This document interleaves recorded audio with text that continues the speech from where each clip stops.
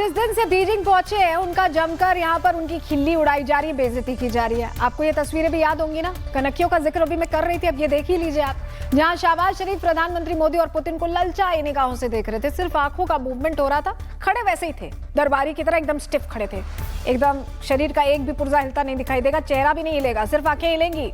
और यही होता दिखाई दिया।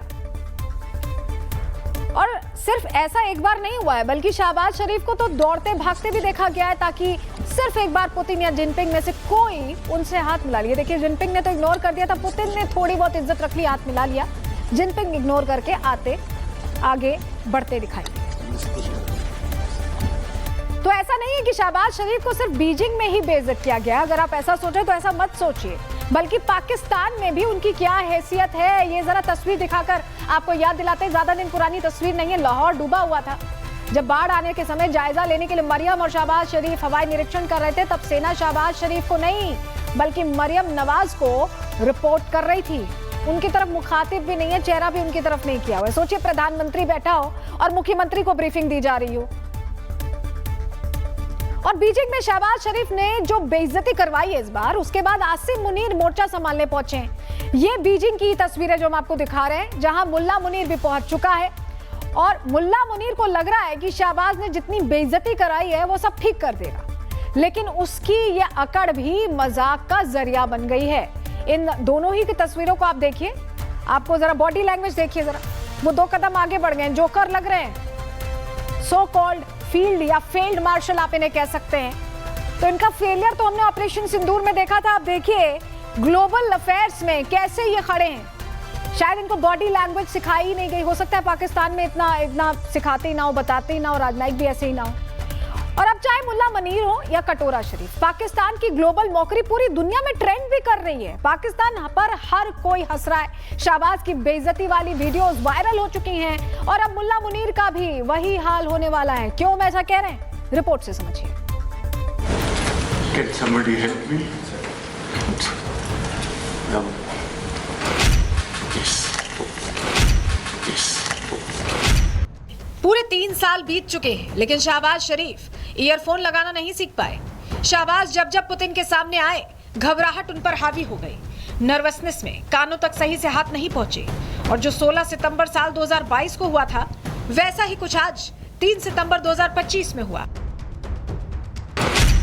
पाकिस्तान के प्रधानमंत्री शहबाज शरीफ को अंतर्राष्ट्रीय स्तर पर एक बार फिर शर्मिंदगी का सामना करना पड़ा है। चीन में शी जिनपिंग के दरबारी बनकर घूम रहे शहबाज जब पुतिन के सामने बैठे तो कांपने लगे। हाथ कान तक तो पहुंचा, लेकिन ईयरफोन नहीं लगा पाए। उन्हें ईयरफोन से जूझते देख रूसी राष्ट्रपति पुतिन ने जो रिएक्शन दिया, वो पूरी दुनिया में वायरल हो रहा है।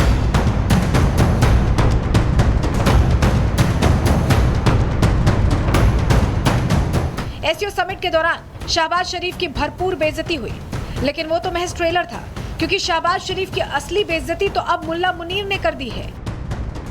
दरअसल एससीओ मीटिंग में शहबाज शरीफ को आगे रखना प्रोटोकॉल वाली मजबूरी थी, मगर जैसे ही प्रोटोकॉल वाली मजबूरी खत्म हुई, मुल्ला मुनीर ने शहबाज शरीफ को फौरन उसकी असली औकात दिखा दी। अब शहबाज को हटाकर मुनीर जिनपिंग के बगल में बैठने की तैयारी करने लगा। मुल्ला मुनीर और शहबाज भरे मंच पर आपस में ही लड़ गए, लेकिन मुनीर का ये सावधान पोज बता रहा है कि धुलाई कटोरा शरीफ की हुई है। मुल्क को बेइज्जत करवाने के बाद मुनीर पहली ट्रेन पकड़कर चीन पहुंचा, जिसके बाद शहबाज को साइड कर खुद अकड़ में खड़ा हो गया। पाकिस्तान के वजीर आजम इसलिए ट्रोल हो रहे हैं क्योंकि जिन सियासतदानों पर मुल्क को चलाने की जिम्मेदारी थी, उसे तो एस्टैब्लिशमेंट ने सरेआम घुटनों पर बैठा दिया। आसिम मुनीर न सिर्फ एससीओ में आखिरी में शामिल हुआ, बल्कि चीन की विक्ट्री डे परेड में भी शामिल होने की जुगत में था। लेकिन छोटी पैंट पहने शहबाज पहले जाकर जिनपिंग के पीछे खड़े हो गए। मतलब एससीओ मीटिंग के दौरान जिस तरह शहबाज शरीफ को बार बार बेइज्जत किया गया, उसका असली मास्टरमाइंड मुनीर ही है, क्योंकि वो मुनीर ही है जो पिछले कई महीने से ट्रंप की बाहों में बाहें डालकर घूम रहा था, जिसका खामियाजा एससीओ की मीटिंग में शहबाज शरीफ को भुगतना पड़ा। ना तो जिनपिंग ने सीधे मुंह उससे बात की और ना ही पुतिन ने तवज्जो देना जरूरी समझा।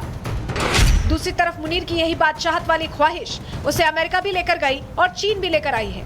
खबर तो ये भी है कि एससीओ मीटिंग के लिए भी मुनीर अकेला ही आना चाहता था, लेकिन प्रोटोकॉल की मजबूरी इसके आड़े आ गई। मगर समिट खत्म होते ही उसे जैसे ही मौका मिला वो शहबाज शरीफ के साथ हर उस तस्वीर में और हर उस फैसले में घुस गया जहां उसे नहीं होना चाहिए था। यानी शहबाज ने पाकिस्तान की जो ग्लोबल मौकरी कराई है, उसके बाद मुल्क वापस आते ही मुनीर के हाथों शहबाज की पिटाई तय है। Bureau report, Republic Bharat. देखिए, शहबाज शरीफ की बीजिंग में इतनी बेइज्जती क्यों की जा रही है, ग्राफिक्स के जरिए पूरी डिटेल इस पर आपको देते हैं। पाकिस्तान में शहबाज की सरकार को बड़े भयानक आर्थिक संकटों से जूझना पड़ रहा है, गुजरना पड़ रहा है। IMF ने लोन तो दिया, लेकिन उससे पाकिस्तान की सरकार 3 महीने से ज्यादा नहीं चल सकती। मुनीर की कोशिश थी कि ट्रंप के पाले में जाकर कुछ डॉलर हथिया लिए जाए। इसके लिए मुनीर ने ईरान के खिलाफ मदद करने को लेकर पाकिस्तान के तेल तक को बेच डाला, सारी बातें कर डाली। मुनीर के इस कदम से बलूचिस्तान में पहले से बैठा चीन नाराज हो गया। रही सही कसर पाकिस्तान में भयानक बाढ़ ने पूरी कर दी, जिससे पाकिस्तान पूरी तरह चरमरा गया है। हालात ऐसे हैं कि बिना चीन की मदद के पाकिस्तान 4 कदम नहीं चल सकता, और इसीलिए मुनीर शहबाज के साथ चीन पहुंचाए। यहाँ कुछ पैसा मिल गया तो तालियां मुनीर के हिस्से, और हाथ खाली रहे तो गालियां शरीफ के हिस्से आएंगी। मतलब शहबाज शरीफ मुल्क में नहीं, विदेशों में ही भी बेइज्जत हो रहे हैं। और इसकी एकमात्र वजह यह है कि वो बखूबी समझते हैं कि वो जबरदस्त प्रधानमंत्री नहीं, बल्कि जबरदस्ती के प्रधानमंत्री हैं, और वो भी तब तक जब तक आसिम मुनीर नाम का मोगैम्बो उनसे खुश है, तभी तक के हैं।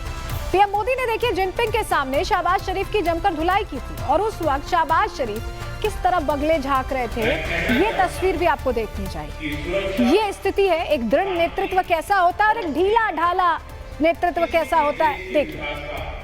आधार, किंतु इस मार्ग में आतंकवाद, अलगाववाद और अतिवाद बड़ी चुनौतियां।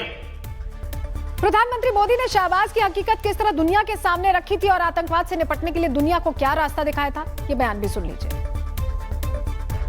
एक्सेलेंसी, भारत पिछले 4 दशकों से निर्मम आतंकवाद का दंश झेल रहा है। कितनी ही माताओं ने अपने बच्चे खोए और कितने बच्चे अनाथ हो गए। हाल ही में हमने पहलगाम में टेररिज्म का बहुत ही घिनौना रूप देखा।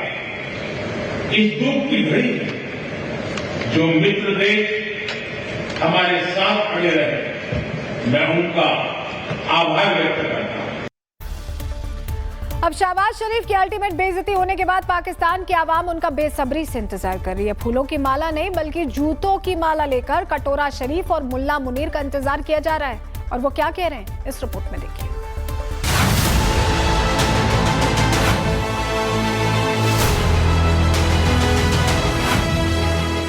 बीजिंग में शहबाज की बेइज्जती ने सारे रिकॉर्ड तोड़ दिए।